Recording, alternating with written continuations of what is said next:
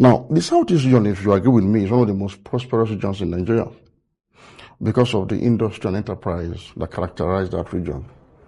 And so, most youths might not be naturally too, attracted to a profession that will not pay them well, that has very poor remuneration. For context, a private soldier in the Nigerian army earns about 50,000+ naira a month.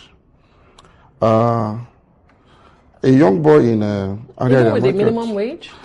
But I don't know whether they have adjusted for the minimum wage, but for the last time we checked, this was, the pay package for a private soldier in the Nigerian army.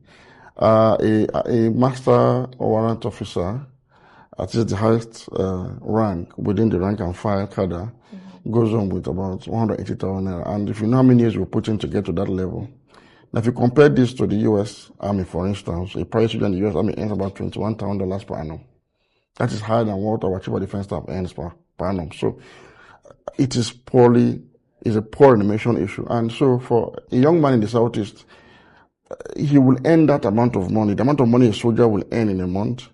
A young boy that is doing petty trading in area market or in Onitsha main market will earn quadruple that amount in a month. So why should he or she abandon something that can take him home properly every month, take our family, now enlist into the army? We must reappraise the remuneration packages for our officers and men of the armed forces. It's very important. Until that is done, until we design a pay package that truly compensates for the contract of unlimited liability that you sign when you enroll into the Nigerian Armed Forces, because it's a matter of life and death. Until there's adequate compensation for that contract of unlimited liability, I do not think people from the Southeast who have an option. I mean, this is the headquarters of commerce and industry in Nigeria. They have an option. The Igbo boy institution, entrepreneurial institution in the Southeast, has ensured generational regeneration of wealth in a manner that has made the Southeast the most prosperous region in Nigeria. So why would somebody leave something that actually pays off better than enrolling into the army? And so this is the socioeconomic aspect of it. And I can assure you too that many of the Nigerians that are already enlisted into the army are so frustrated that they may want to leave at any time from now because it simply cannot take care of the socioeconomic needs.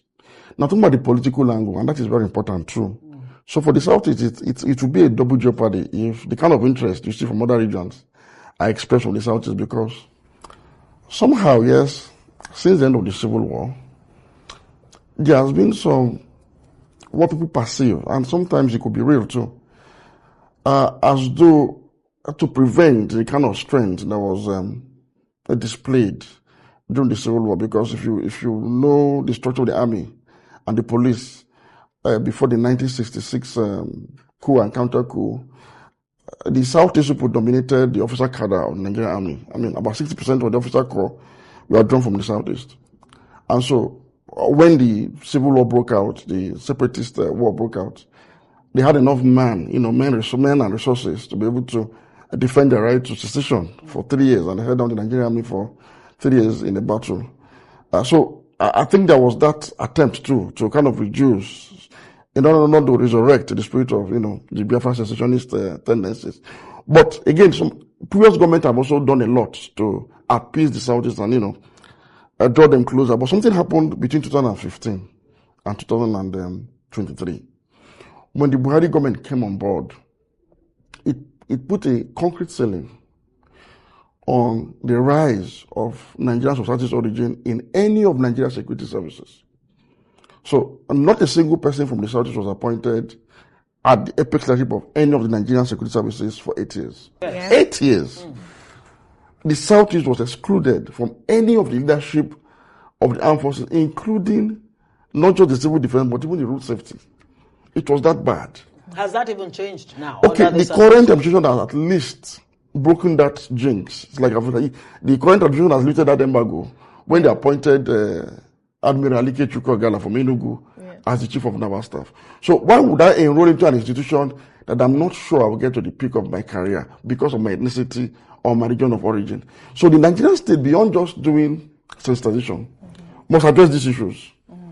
if you provide adequate compensation for people that are ready to lay down their lives to defend the fatherland, on one hand, and particularly in the Southeast, you must explore the options of inclusivity, equity, fairness, and justice in a manner that allows competence, that allows, capacity, that allows meritocracy to be the yardstick for rising to the top. When you have a region that appears to be marked and prevented from getting to that political decision that decides the leadership of the armed forces. It's because the appointment of Army Chief of Staff is not a promotion, it's an appointment. No exams are written. It's at the discretion of the Commander-in-Chief. Right? We have seen a pattern where in 8 years, 8 solid years, a whole generation of armed forces personnel from the Southeast were excluded from the leadership. And the dream of every soldier, of every officer, is to rise to that leadership position. The dream of anybody. Of anybody. Yeah. So if I will not rise to the top, why join? Why join?